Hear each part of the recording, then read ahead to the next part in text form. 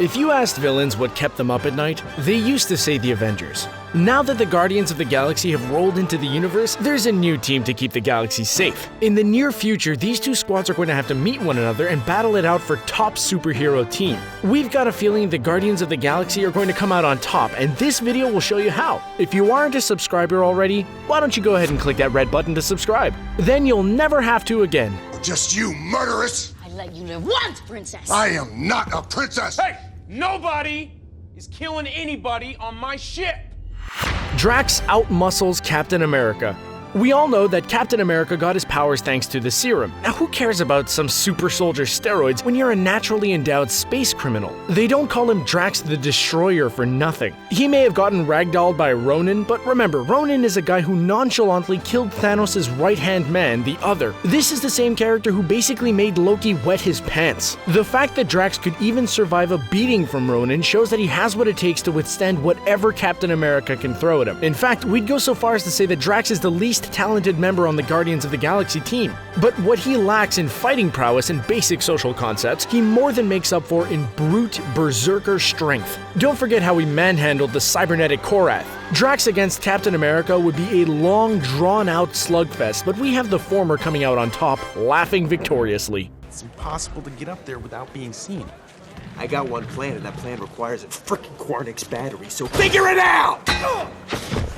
Rocket out-techs Iron Man.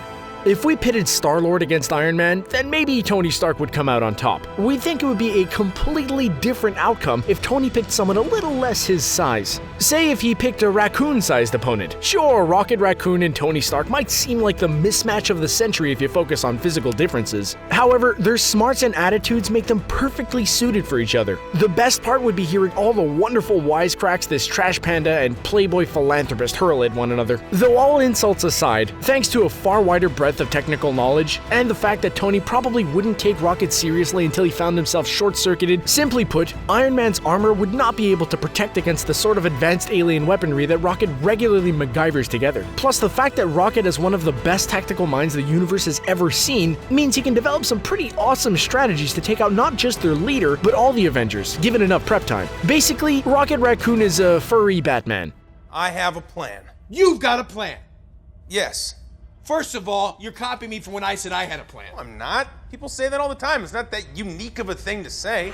Take the fight to space. We all know that the home team always has the advantage. Being from Earth, the Avengers have a small stadium to play in. The Guardians have to call home. Sure, Thor is technically an alien, but he's lived what seems like a pretty sheltered life on Asgard. As for his teammates, the craziest thing that they've ever seen is an alien spaceship slug flying up Lexington Avenue. If they want to stand a chance against Earth's mightiest heroes, it would help to take the game to outer space. Simply put, the Avengers are not ready to handle what the rest of the cosmos will throw at them. They've never been in space. This might change after Infinity War, but as of right now, how many Celestials have they killed? None.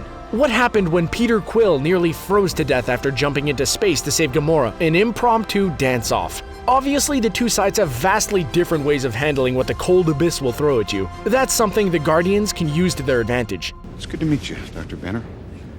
Your work on anti-electron collisions is unparalleled, and I'm a huge fan of the way you lose control and turn into an enormous green rage monster. Mantis puts Hulk to sleep.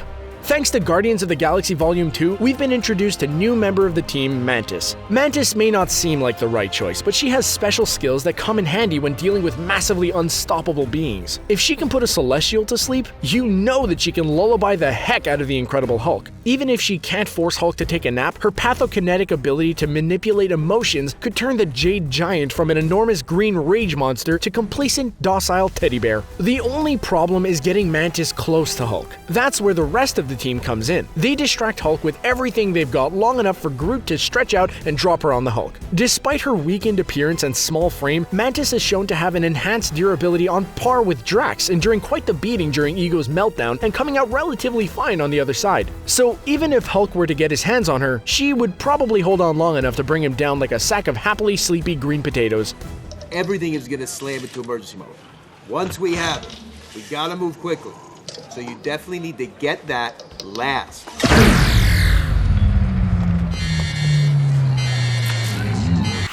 Groot does Groot.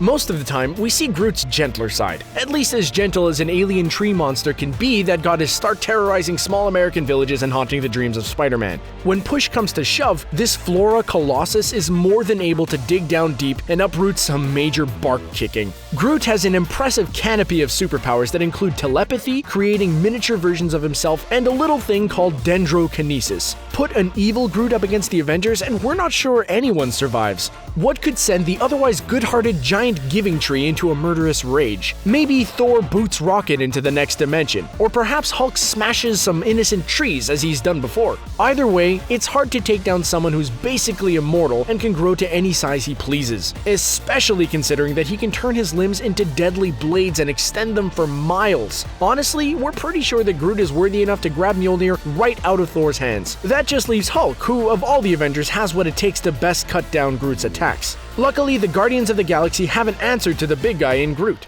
Hey, you know what? There's another name you might know me by. Star-Lord. Who? Star-Lord, man. Legendary outlaw. Star-Lord whips out a gravity mine.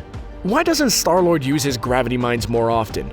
We've seen how crazy powerful they can be. He could take on the entire Avengers team with one mine. Imagine unleashing that on Earth. Why Star-Lord doesn't whip one out at least once a fight is beyond us. It seems like if Rocket were to replicate one of these, any fight would be over before it began without anyone having to lose a leg or an eye. Since that's pretty much all we know about this short-range device, it's hard to say what exactly it can do, but we've heard it can generate gravity as powerful as a planet. If that's true, and he can get one close enough to any of the Avengers except Hulk, they'd all be instantly immobilized. He could then toss an equally unexplainable toy at them, his plasma sphere, disintegrating the lot on the spot.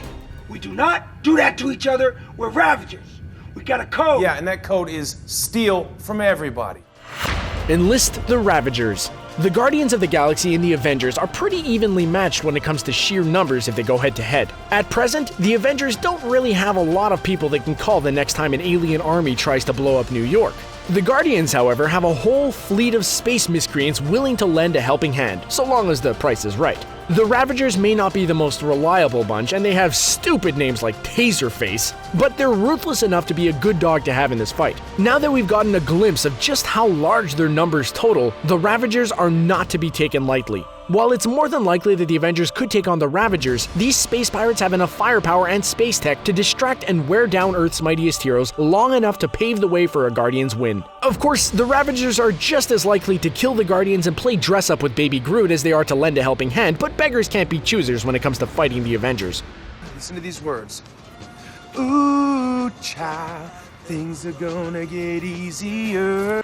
Tap into celestial powers. Whether Peter Quill has lost the power to play catch with balls of light is a matter of opinion at this point. Thanks to the introduction of Ego in Guardians of the Galaxy Volume 2, we finally got to see into Quill's backstory. It was amazing in the first film to see him interact with an Infinity Stone. None of us knew what was happening or why. With the destruction of his father Ego, it was implied that he could no longer be immortal. He needed the power of the planet to help fuel his powers. However, as it stands, he's still genetically speaking half space god. And as our grandpappies always used to say, having some celestial in you is better than having no celestial in you. There's little chance that Peter can harness the power of Ego's power anymore. Having your giant autonomous brain blown up will do that. But perhaps he can channel the energy of another celestial, or even call upon something innately inside himself. But as it remains, there is something cosmically powerful lying dormant within Star-Lord, and if pushed far enough, who knows what he might unleash. We can only hope it's another Pac-Man. Well, on my planet, there's a legend about people like you. It's called Footloose.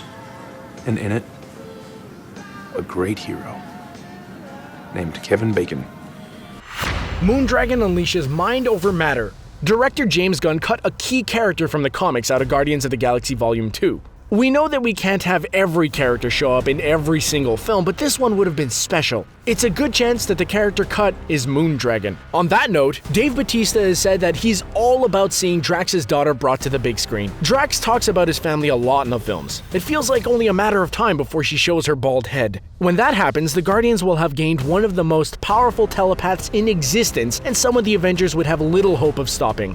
The Avengers' heaviest hitters, Thor, Scarlet Witch, Hulk, and even Vision, are all susceptible to mind control. One of the best telepaths in the universe is Moondragon, and no one does it better than her. If her on-screen character comes the slightest bit close to her comic counterpart, Moondragon will be able to tap into her psionic powers to read minds, manipulate matter, fly, create impenetrable shields, induce mental illusions, and mind wipe. That last one is particularly deadly, since at the speed of thought, she could kill anyone with a brain, synthetic or otherwise, that she so desires.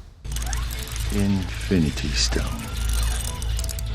These stones, it seems, can only be brandished by beings of extraordinary strength.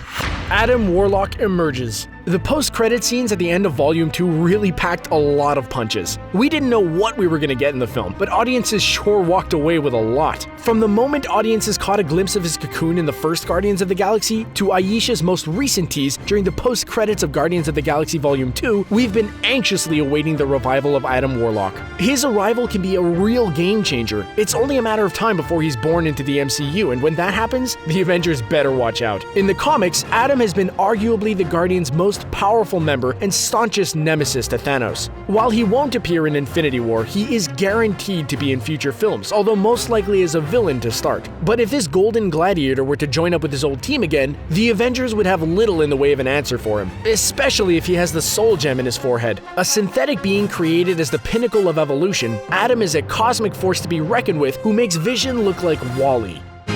What should we do next? Something good? Something bad? Bit of both? We'll follow your lead, Star-Lord.